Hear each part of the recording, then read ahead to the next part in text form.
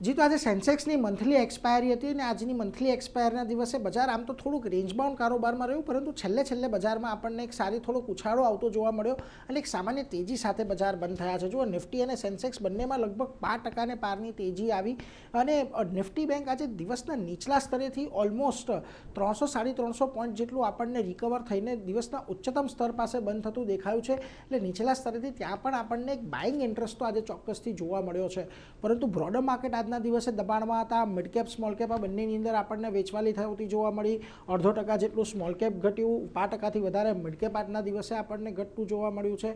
સેક્ટરની વાત કરી લઈએ તો આજના દિવસે ઓટો સેક્ટર એક એવું હતું કે જ્યાં આગળ તમને સવારથી સારું બાઇંગ ઇન્ટરેસ્ટ દેખાઈ રહ્યું હતું.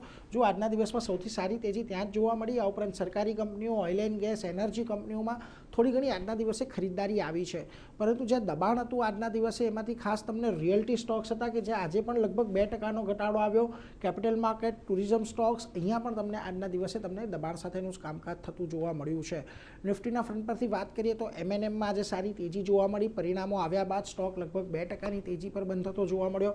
આઈશરમાં પણ પરિણામનું એક પોઝિટિવ રિએક્શન રહ્યું. કોલ ઇન્ડિયા અને મારુતિ અહીંયા પણ આજના દિવસે આપણને તેજી સાથેનું કામકાજ થતું જોવા મળ્યું છે. જ્યાં આગળ દબાણ આવતો જોવા મળ્યું એમાં ખાસ કરીને અડાણી પોર્ટ હતું, આજે બીજો દિવસ સતત ઘટાડાનો રહ્યો. આ ઉપરાંત HDFC life, Shriram finance, UltraTech cement આ બધાની અંદર આજે તમને વેચવાલી આવતી જોવા મળી છે.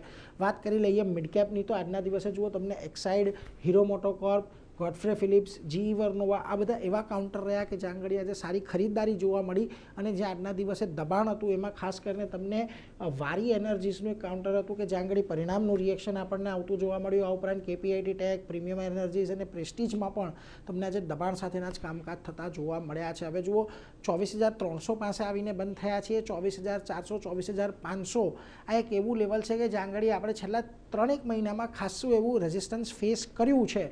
એટલે ત્યાં ફરી એક વખત આપણને રેઝિસ્ટન્સ આવતું દેખાશે. એટલે હજી પણ જો કોઈ ઘટાડો તમને અહીંયાથી મળે છે તો એક સારી બાઇંગ ઓપોર્ચ્યુનિટી બની શકે છે એવું નિષ્ણાંતોનું અત્યારે હાલ કહેવું છે.